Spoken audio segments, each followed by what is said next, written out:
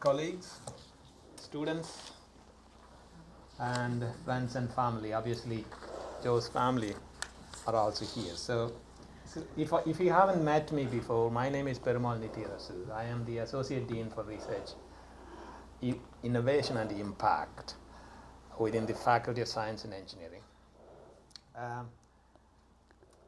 Apologies, Vice Chancellor is not here. I think the whole senior leadership team is on an away day today, which is scheduled long ago. So normally VC,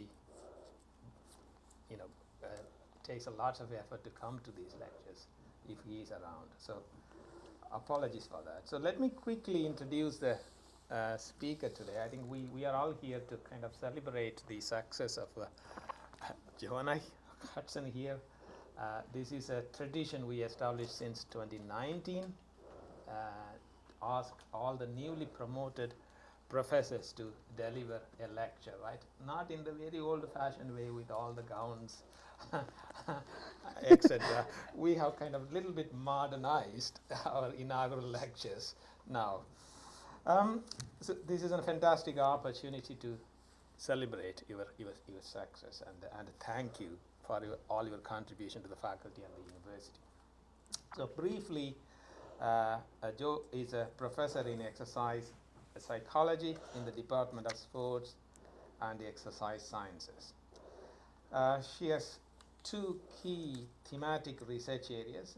One is theory interpretations, I think, which we are going to hear from her later on. So I'm not going to try to explain that to you. And also psychosocial aspects of middle-aged and older adults, if I understand correctly. She is chair of the British Association of Sport and Exercise Sciences Education, and quite a few other things. I'm going to give lots of time to Joe rather than taking all the time myself. And the last one is she's also the editor of the journal Motivation, Emotion and Personality. I think you can clearly see that we all need that to survive. So I'm really delighted, Joe, you agreed to give the lecture today, and we are all looking forward to listening to your talk. Great, thanks very much, Arasu. Thank you. Okay, well thanks. Well, welcome everyone. Thanks very much for coming. I'd like us to start with a brief exercise. So not physical exercise, don't worry. But it will take about 5 minutes. So and I'm going to ask you to close your eyes. And I know people are not everybody's comfortable closing their eyes for 5 minutes. So just open them if you need to, but if you can, keep them closed and just keep going with the exercise. So if you're sitting comfortably, please close your eyes and focus for a moment on your breathing. Be very present and let relaxation come to all of your stiff muscles, beginning and to your neck and shoulders. Feel it go down into your chest and back, stomach and hips. Let it flow down into your arms and your hands and fingers. Let it flow down into your legs, feet and toes. When you are relaxed, your imagination is very powerful. And though this will take several minutes, your imagination and your creativity are so engaging that you'll have no trouble at all paying attention. I'd like you to imagine that you are in a corridor with 4 doors on either side. Each door has a label, and each label is a reversal theory motivational state. The first room on your right is labelled serious. Remember when you've been in the serious state before, when you have been goal-oriented, thinking about the future, being serious and doing work. As you enter the serious room in your imagination, furnish it with things that you associate with the serious state. It might have a large desk on the wall, a bookcase with reference books. What colour are the walls? What type of flooring is there? Try to think not only of objects, but also of colours, sounds, smells, activities, even people. The aim is that when you later enter a given room in your imagination, you are so overwhelmed by all the stimuli that you are transported into that state. So be very specific and don't be afraid to go over the top. Now sit for a moment in your serious, absorbing the feeling of being surrounded by serious things. Then leave your serious room and walk across the corridor into the playful room. Remember the times when you've had the experience of being playful times when you've been doing things you love so that you were wrapped up in the experience and forgot about the time. Remember the times when you've just enjoyed life and been fully present in the moment. As you did earlier, furnish this room with all the things you enjoy. Anything that to you seems fun and playful. Maybe relaxing things or exciting things, or both. It might have various kinds of sports equipment lying around or a hammock hanging up. All the things in the room, from the colours to the textures to the objects, should pull you towards enjoyment and being in the moment. When you're in this room, you feel full of joy and fun and want to stay in the moment forever. Sit for a moment and be absorbed by the atmosphere of your playful room. Now out in the hallway, choose the next set of doors and label one of them your conforming room. Remember the experience of conforming, and sometimes it's been good when using the rules feels right, such as when playing a game or in a particular situation or with particular people. Go in and begin to furnish this room in your imagination, remembering that this is a room where it feels good to do what is expected of you, to play by the rules. Some people's conforming room may resemble a church or a classroom or a sports field. When do you find it pleasant to do what people expect? What's the atmosphere like in this room? What does it feel like? What objects are in there? What colour is it? What kind of art is in there? Sit and allow yourself to steep in those images for a few moments. Now, journey across the hall into the rebellious room. This is the room where you don't want to meet others' expectations. Remember the times when you wanted to break the rules and the experience of wanting to express yourself or be contrary to the norm. Maybe this room is painted wildly or black. Maybe there is loud music or the smell of alcohol. When you really want to break the rules, what do you want to do? Furnish this room in a way that allows you to break the rules all you want. What kinds of furniture or objects would make being rebellious more fun? Really let yourself get into the feeling of this room and let your imagination run wild.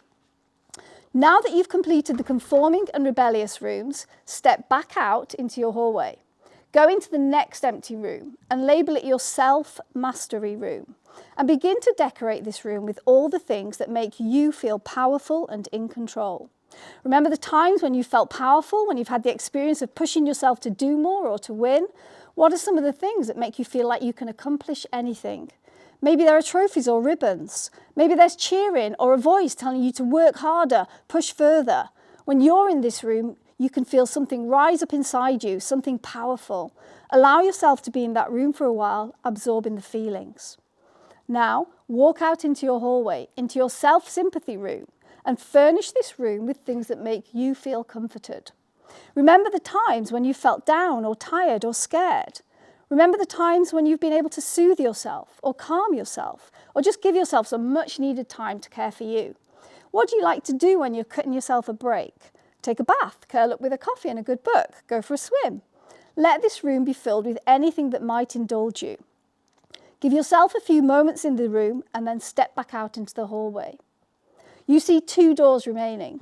Step now into the room labelled Mastery for Others and furnish it with anything that makes you feel like cheering someone else on or pushing them to do better.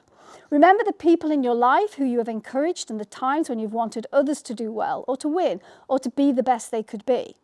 When you're in this room, you feel like a coach or a teacher or a mentor. Fill this room with things that help you put your focus on someone else or many other people and remind you about how much you want success for those people. Soak up the atmosphere of this room, then walk out and into the final room, Sympathy for Others. Decorate it as a special place to nurture and care for other people. Maybe people who are close to you or just anyone who is in need of care. Remember the times when you have wanted to care for someone else. What would caring for or comforting for someone in this room be like? Make this room easy for you to care for others, maybe with music, gifts or special food. This room puts your focus on making others feel better. Now that you've finished furnishing all of your 8 state rooms, step out into your hallway for a final time. Walk very slowly past each door. As you do, you realise you can remember the look and even more the feeling of each room you pass. Sympathy for others, mastery for others. Sympathy for self, mastery for self. Conforming, rebellious, all the way back to serious and playful. And now you can open your eyes. Please don't all have fallen asleep. Okay, so what you've just experienced there, if my slides will move on, which they will not, they did before. It's a bit annoying. Oh, sorry. Ah, there we are. What you've just experienced there are the 8 metamotivational states that are described by reversal theory.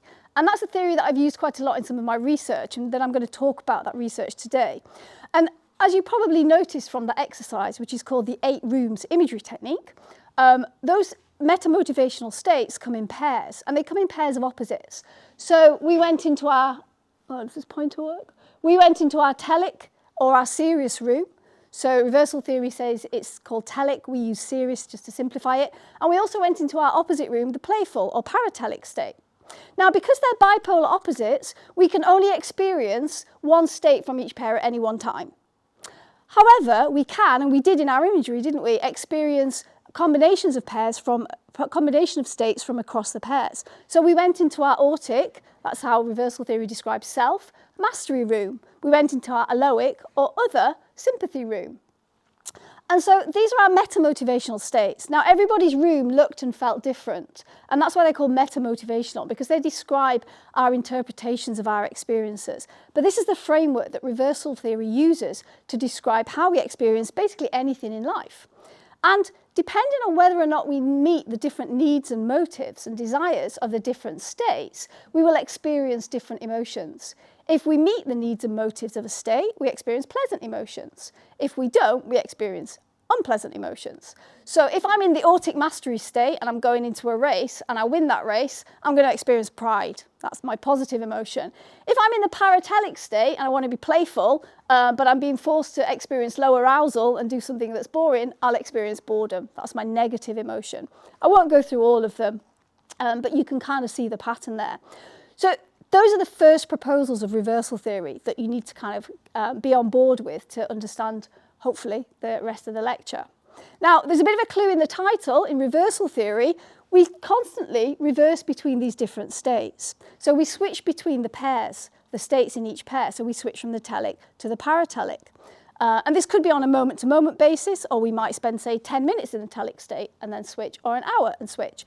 But there are 3 major reasons why we switch states, why we reverse. 1, frustration at not meeting the goals of our current state. So if I'm trying to achieve something in the telic state, I'm trying to focus on long-term consequences and I'm not getting anywhere, I might switch to the paratelic state because I'm frustrated at not achieving my goals.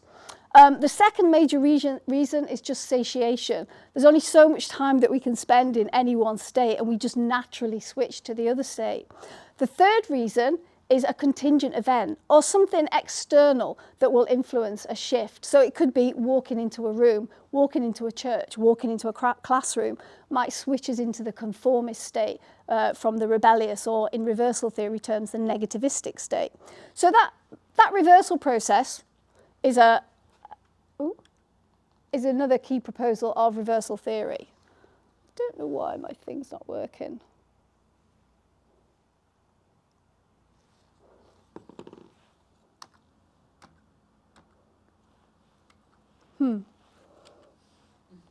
Hold on.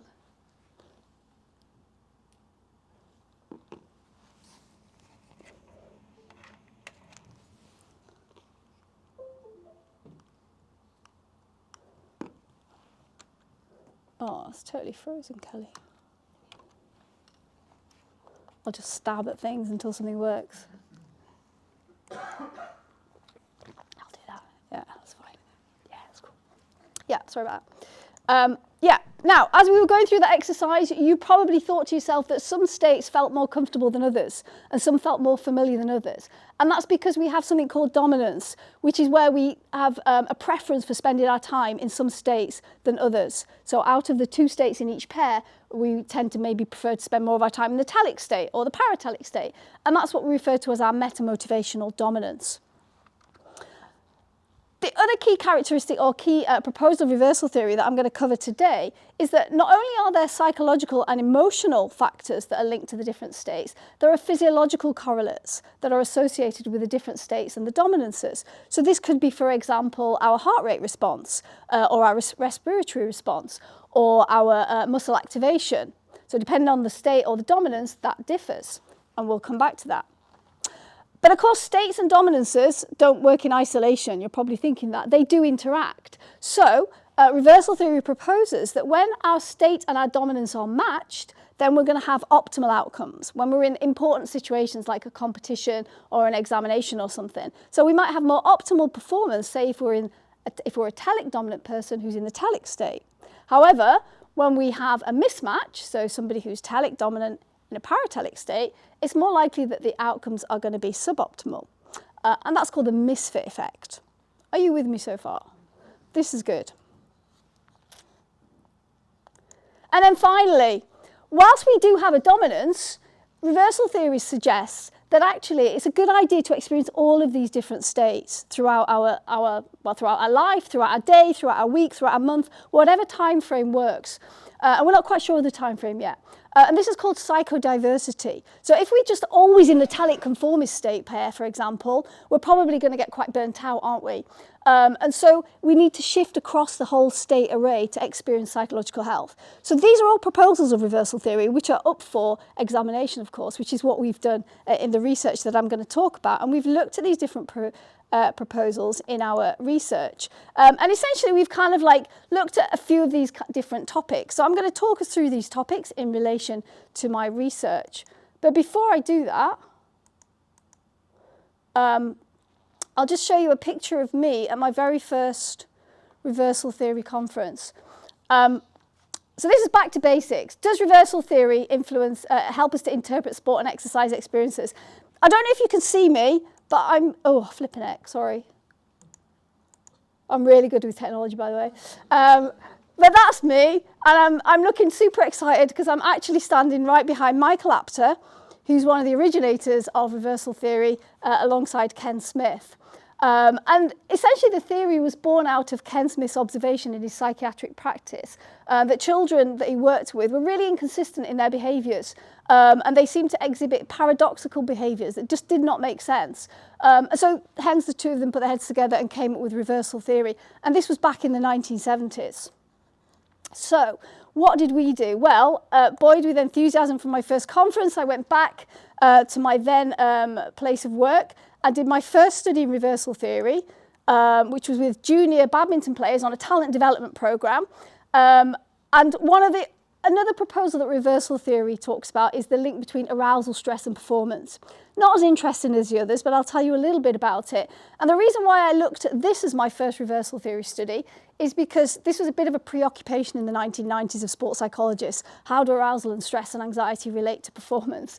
And reversal theory offered a slightly different perspective from those that were prevailing in the sports psychology literature. So I was a little bit negativistic and I thought, yeah, I like that. Let's see if this explains people's outcomes.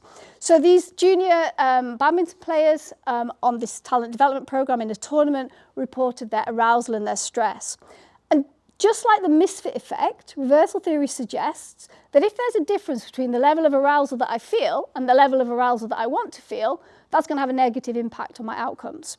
And the same with kind of the amount of stress that I feel and the amount of stress that I'm exerting to try and cope with that stress. Don't worry too much about those concepts because we're not coming back to them. The point of that story is that I did find some initial support for that hypothesis. So where there was a discrepancy between felt and preferred levels of arousal, for example, the junior badminton players reported lower performance satisfaction. So you can probably guess that study did not set the world of sports psychology alight, nor did it kind of have reversal theorists come knocking at my door. But it got me on the pathway to my reversal theory research. And what I actually realised is that the proposals that reversal theory makes about arousal and stress are not as interesting or as important as the contribution that it can make in relation to what we can understand from looking at people's meta-motivational states and the reversals between them. So that's where we focused our attention in the next few studies that we did. We did some lab-based research. We did some lab-based research But we did a few field-based studies. And so I'll just give you a little flavour of what these results identified.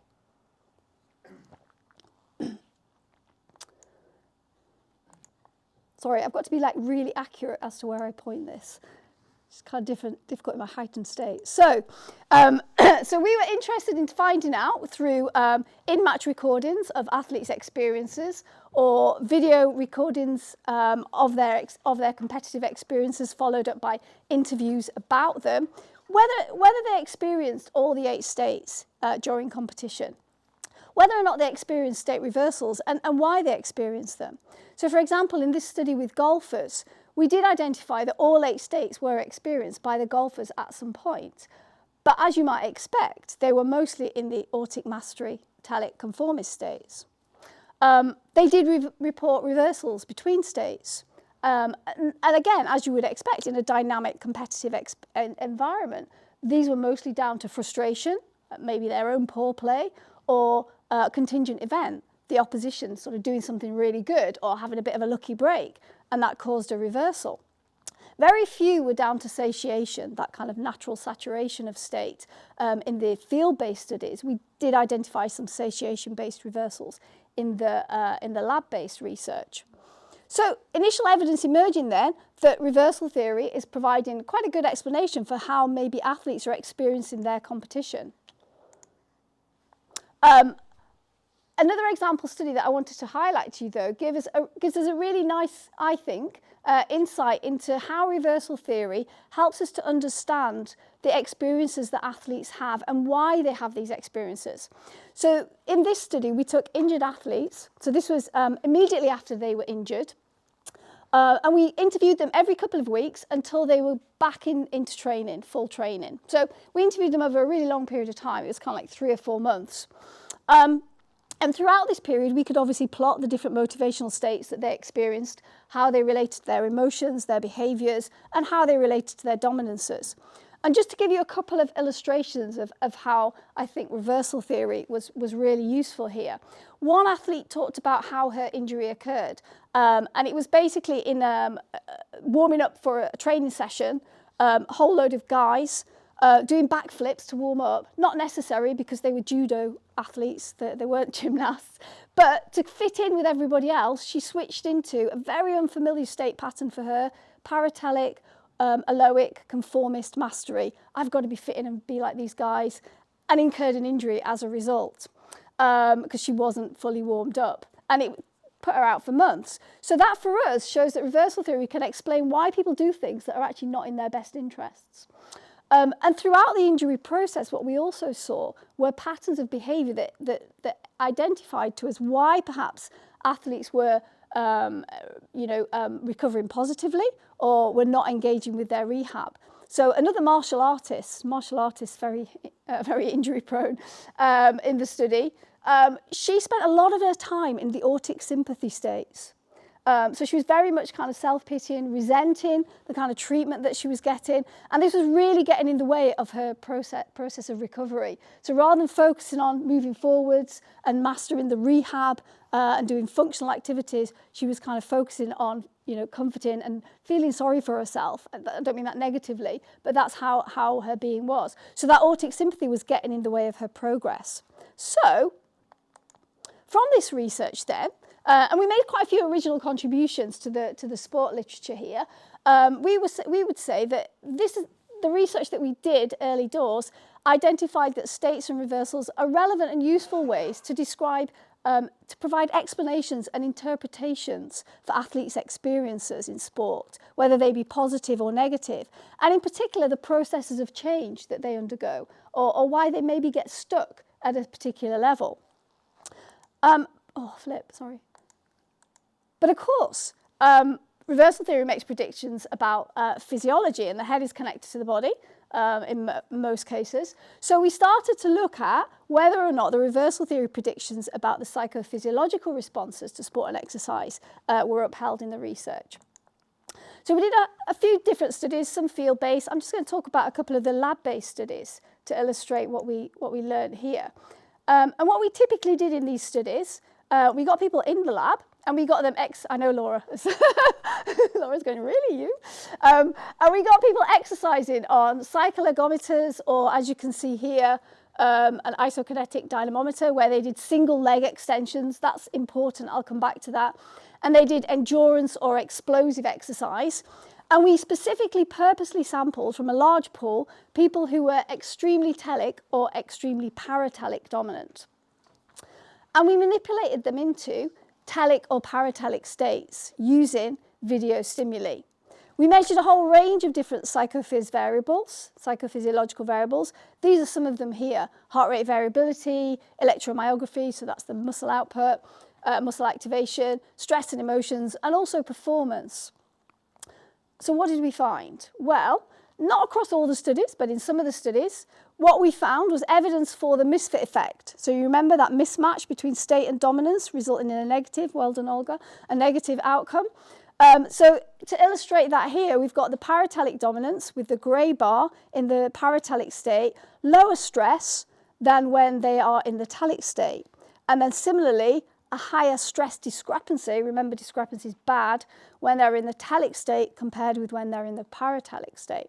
So we've got a little bit of evidence for the misfit effect. In a second study that I just wanted to talk about, we got some evidence for what was called an EMG gradient, which to us was really interesting. So I'll explain here what we did. So we got our participants to perform single leg extension exercises with electrodes attached to both legs. What you're seeing here is a plot of the EMG activity, so the muscle activation in the passive leg. So this leg's not doing anything. It's the other leg that is activated. What you can see here, so across the bottom we've got time periods, and across up here, this is the level of muscle activation. You can see in this top line here, these are the telic dominant people. So as time progresses, they get this gradual build-up of muscle activity. They're not doing anything, their leg's not moving, but they get this gradual build-up. No, we don't get the same. It was a significant difference. We don't get this significant EMG gradient in the paratelic dominant people. So this was quite exciting because this supported, to some degree, reversal theory proposals, but really differed from the previous research that had looked at EMG gradients, because they'd looked at EMG gradients in non-movement contexts. This was the first study that looked at it in a movement context, and they found that yes, it's associated with telic motivation, but in their studies, in non-movement activities, it was associated with a telic state. So we've got a bit of a difference there. Is it down to the activity or what? Not quite sure. We still haven't actually unpicked that.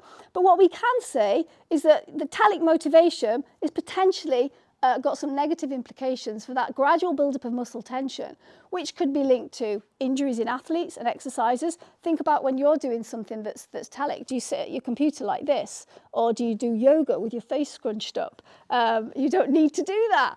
So, you know, there are potential implications of that telic state for our physical responses. And so we continue to explore the links between emotional and performance outcomes in exercise contexts.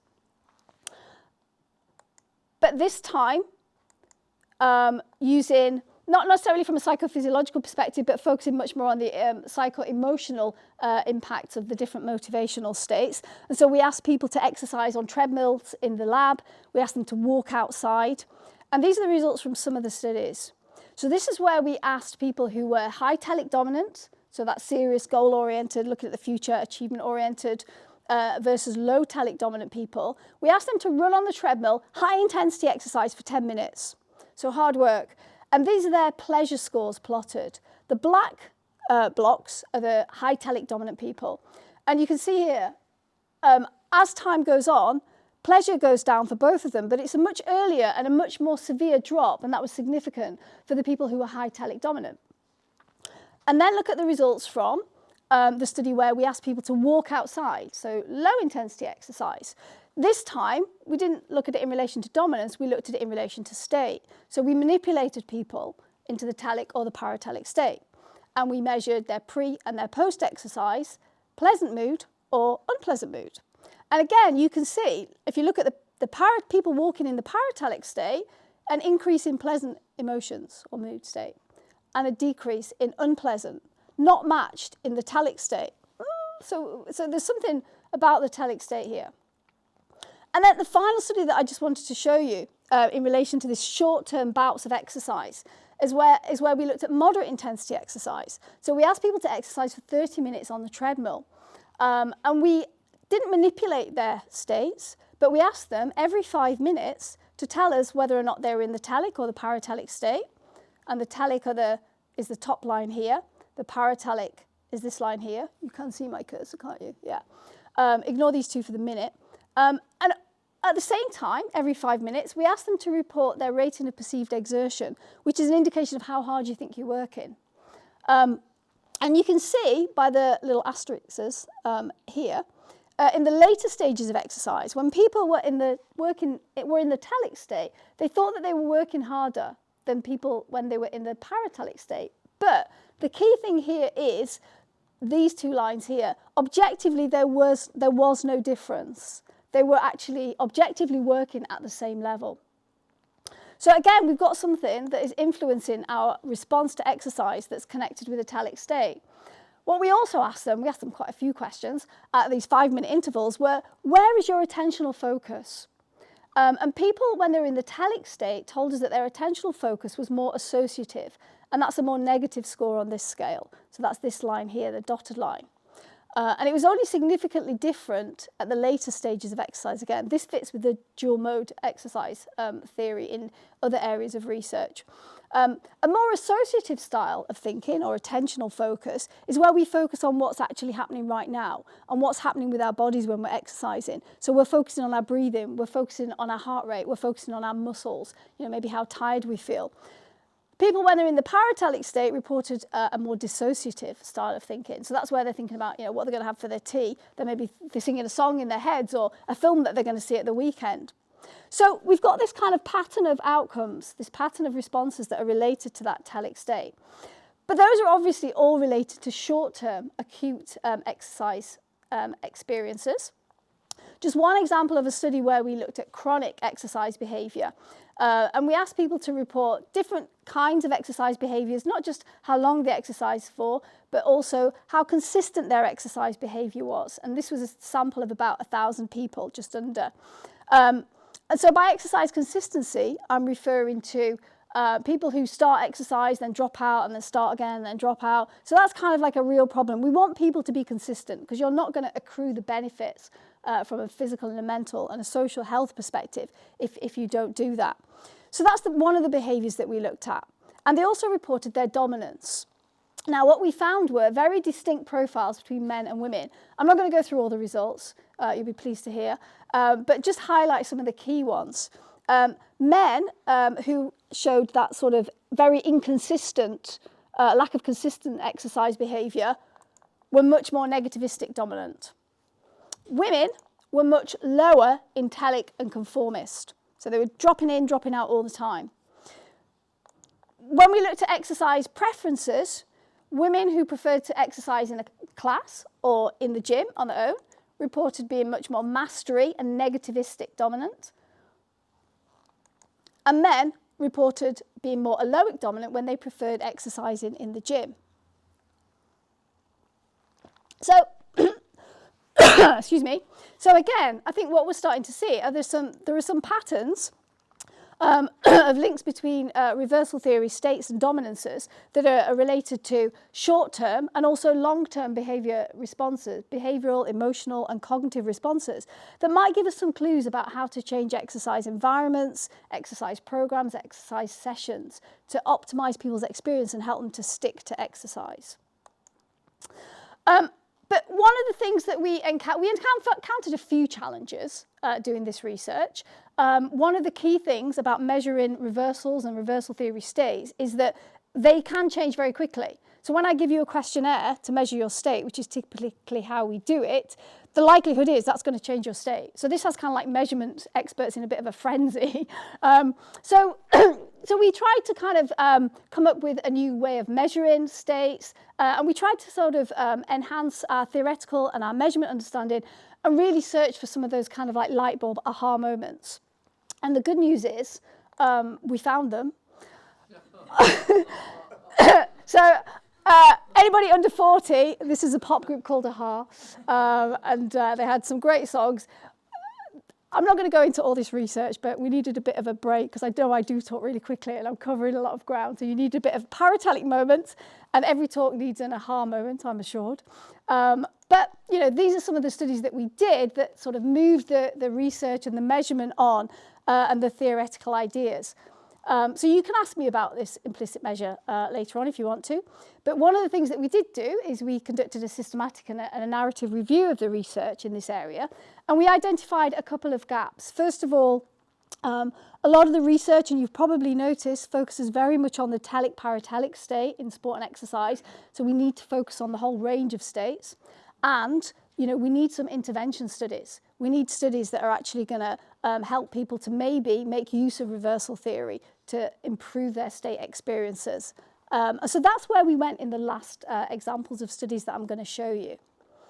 So penultimately, we looked at this notion of psychodiversity, this idea that we need to experience a whole range of different states for positive psychological outcomes.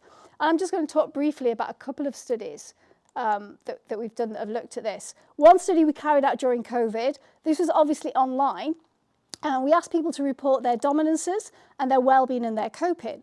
So just very briefly, in relation to whether or not well-being and coping were predicted by dominances, we found some evidence to suggest that that was the case.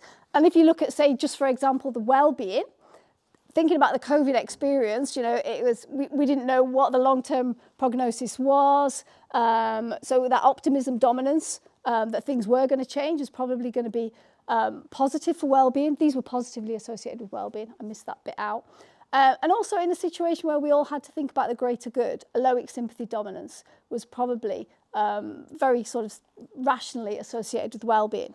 But from a psychodiversity perspective, really difficult to measure states during COVID, obviously, because everybody was kind of sitting at home in front of a computer. So we used a bit of a proxy measure.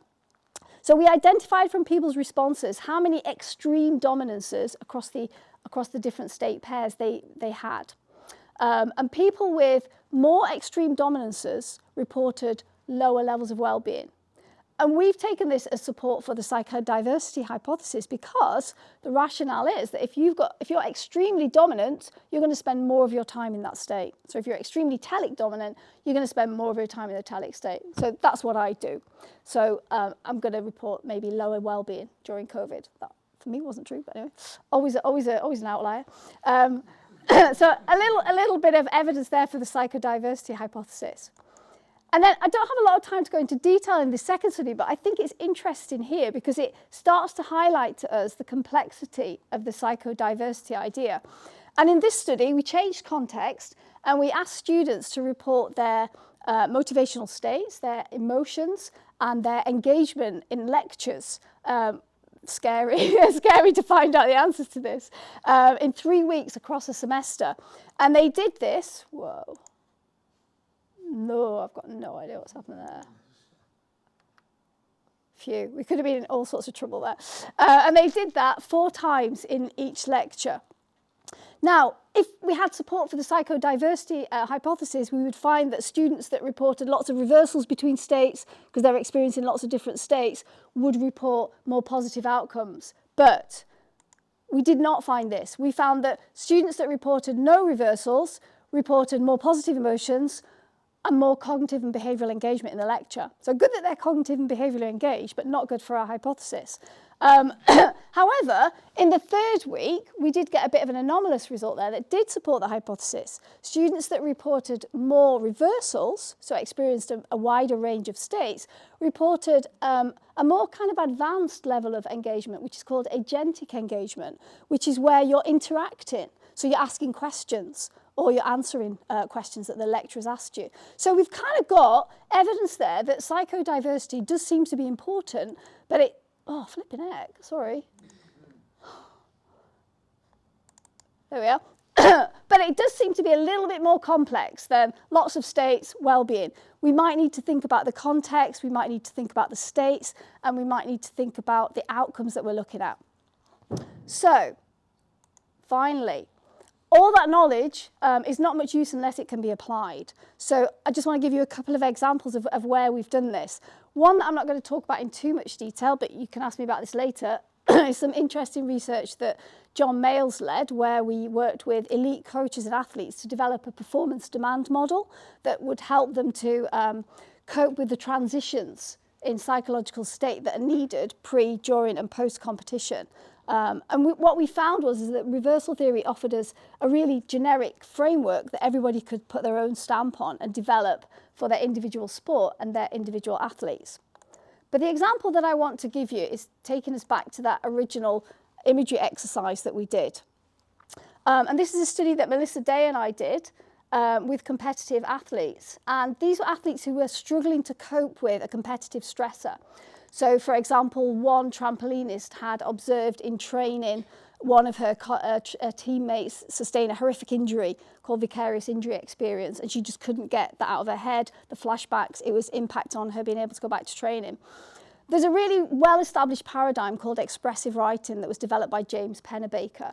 And this is where people write about a stressor or an event or something they're concerned about, and they follow standardized instructions and they write about their deepest thoughts and feelings and emotions about the event for about 20 minutes, and they do that on successive occasions for about 4 or 5 occasions.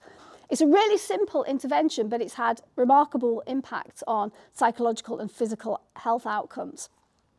And we thought that's brilliant, but it'd be even better if we paired it with reversal theory. So what we did was, in the study, we asked half of the athletes, so we taught them how to use the 8 rooms imagery technique.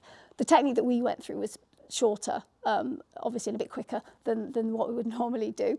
And so what they did was they used the expressive writing, but before the expressive writing session, they used the imagery to get themselves into specific motivational states. And then they wrote from that state perspective.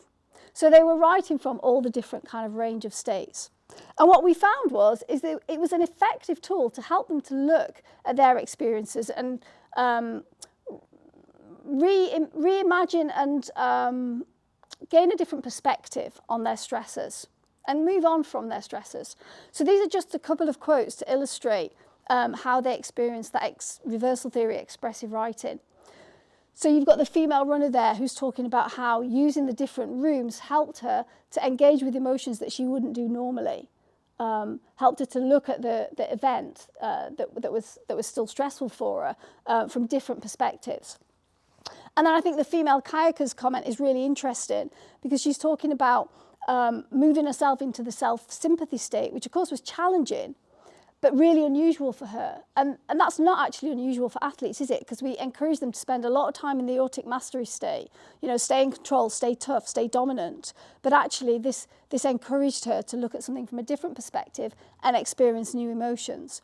And the final outcome was positive. So what we also think we've got is a little bit of evidence, we need some more, that reversal theory might offer this really useful framework for trying to understand how we can help people to manage changes in their states to optimize their transitions between everyday and out of the ordinary experiences. But of course, that's not the end of the research, and there are future projects planned and ongoing where reversal theory is going to be integrated into the different areas of research that I work in. So a project that's hopefully going to be starting next year is looking at a psychodiversity-based model of well-being in police officers and staff, civilian staff within the police force. Something that could be really exciting, a virtual reality, reversal theory interpretation of virtual reality-based storytelling for people with dementia and their carers. Not easy to say. So that's just a flavour of where I'm going next. But obviously, I don't do this on my own. And I've had the luck to have wonderful, wonderful postgrads to work with over the years. And some of them are here today, so thank you so much for coming. And postgrads that I'm working with now, which is fantastic. So these guys have contributed to the reversal theory research, but also to research in other areas that we've carried out. I've worked with some fantastic colleagues. So I haven't listed them because I'll definitely miss somebody out, thanks to past and present. But particularly the guys that have worked mainly, these are the main collaborators on the reversal theory research that we've done, John, Fabienne, Yuski and Reese. I've been super fortunate to have some amazing mentors throughout the years, and I've learned so much from them. So thank you to them and to those people who are here today. The benefits I've gained from mentorship has been amazing. So that's one lesson everybody should learn. And then a special thank you to Melissa Day, who unfortunately couldn't be with us today. She was one of my very first PhD students. And every time I talk to her, I'm astounded by her wisdom. And you guys have got a massive debt of gratitude to her, because this would have been 4 hours long if it wasn't for her. And then also thanks to my sister Lou and her husband John for being Team Hudson Smith. Thanks to my mum for taking me to the library practically every day and instilling a love of books and learning. And thanks to my dad, David Thomas Hudson, who instilled his own passion for life and sport in me. Oh, and hang on, there's just one more thing. I did title this talk Lessons Learned. And I hope in the kind of whirlwind that I've gone through, you've managed to pick up some lessons about what I think reversal theory has got to offer our understanding of sport and exercise and people. But obviously, this is a chance for me to share just a couple of final lessons that I think I've personally learned. And I think and these are they. And I think in the world of academia and research particularly, we do spend a lot of our time, quite rightly to some degree, in the telic, conformist, autic mastery states, don't we? But I actually think, sometimes it's a good idea to shift into that negativistic state and follow your own pathway, follow your own research path. It might not be what everybody else is doing, and it might not necessarily lead you to the same outcomes at the same pace that they achieve them. But I think following those paths less trodden can throw up some really interesting opportunities. And that's certainly what I've found. The second thing that I wanted to share is I don't think it would do us any harm to shift into paratelic sympathy a little bit more often, so that we can be a little bit playful, a bit creative with our thinking in a really safe, supportive environment. And then finally, I don't think that time spent in Eloic mastery supporting other people to achieve and be their best is ever time that's wasted. So thank you very much.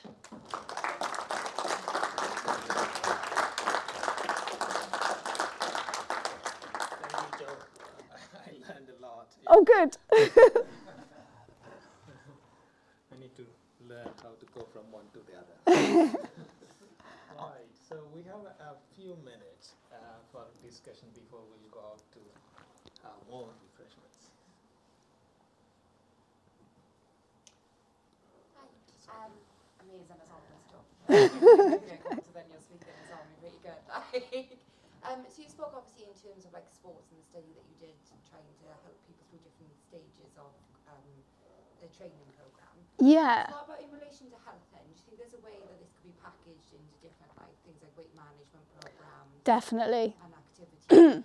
Like, is there scope for more awareness of this reversal theory in that then? Absolutely, Rach. Yeah, definitely.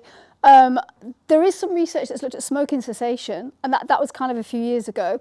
And so, identified that when people switch states, then they'll switch into the paratelic state and they'll have a cigarette. And so helping them to recognise that. There is some research that's actually going on with people who are suffering from cancer over in America to try and actually use technology and sort of giving them tailored messages to match their states so that they can try and keep with an exercise program. But yeah, you're absolutely right. There's kind of research in health, there's research in education, but intervention studies are really limited. So that's really where we need to start applying it. 'Cause I think we've got enough evidence that actually it does make sense. And yeah, people understand the whole notion of transition, I think. Yeah. Val. Yeah, I noticed that you're planning to take your research into more expressive writing. How you see that is going to fit in with the reversal? Well, so we've done a bit of pilot work with middle-aged and older adults, where they used expressive writing. So we taught them the reversal theory 8 rooms imagery technique. I should have acknowledged Sharat and Ellis for that, actually. And then we asked them to write about their future self using the different states. And that was really challenging for people, actually, but actually quite insightful as well. So that's where we're thinking of taking it. So there's some really, I think we found that people have found it helpful. They found it really challenging. They found it insightful to think about, right, okay, who do I want to be in the future? And which of these states, maybe, this is where I'm kind of thinking we might go, is which of these states are people missing from their writing? If we just ask them to write freely, we can then start to identify, you're never looking at automatic mastery. So let's have a look at, if we build that into your profile, is that going to help you to, optimize your future self? So that's what one sort of direction that we're taking in. Sounds interesting. Yeah, it is. It's fascinating. Gareth. Yeah, no, it's just really interesting because I think you take this from conceptual stuff, and it's so hard in psychology, I think, to kind of do that right through to these more practical kind of applications. But I'm kind of interested in how if you've got the concept moving forward, how do you really scale this up? Mm. How do you really scale this up? Because Rachel mentioned about overweight. You've got a significant issue with overweight. Is there room, to take some simple principles out? Yeah. Scale this up so it has a bigger impact across the population. Yeah. I think there is. One thing is around sort of, I think about health messaging. So if you think about a lot of the health messages that that are conveyed to us, they are very kind of telic conformist mastery, aren't they? But we know that that's not what motivates people to do stuff. It kind of motivates people not to do stuff. You just think, oh, I'm not bothered about that, or I'm not thinking about the future. So I kind of think some of those mainstream messaging, that mainstream campaigns, health promotion campaigns, we could look at how they're positioned using reversal theory. Of course, the challenge is, you see, with this theory, it's such a challenging theory to use, is that when I'm looking at that message, I might be in a conformist state, but Laura's in a negativist state. So, we've got to account for that. And can you have serious play? Yeah, you can, yeah. You picked up on cognitive synergy there. Yeah, I'm not going to go there. Yeah. But yeah. Fantastic. I think we should really continue the discussion outside while having the refreshments. I think before we conclude, Joe, I think the Faculty of Science and Engineering kindly commissioned something to remember today. So it's the engravement of your name on a Welsh crystal. Fab, thanks. So I'm very pleased to present on behalf of faculty. Thank you. Once again, thank you very much for Thank all you. the contributions. Okay. Thanks very much. Thank you. That was lovely. Thanks. Before we conclude, so once again, I would really like to thank you for coming along today to support Joe. And I particularly like to thank our team, Kelly Bevan and Sam Board. They kind of do everything around inaugural lectures. Thank you, Kelly and Sam. And also we have people from IT taping all the lectures. Hopefully they all will be available somewhere on our website. So once again, thank you very much, and looking forward to catching up with you outside, especially Lou and John. Am I right? Well, John's not here, but Lou's here. Okay. Yeah, that's Pete. Thank Great, you. thank you. Thanks very much. So we'll see you.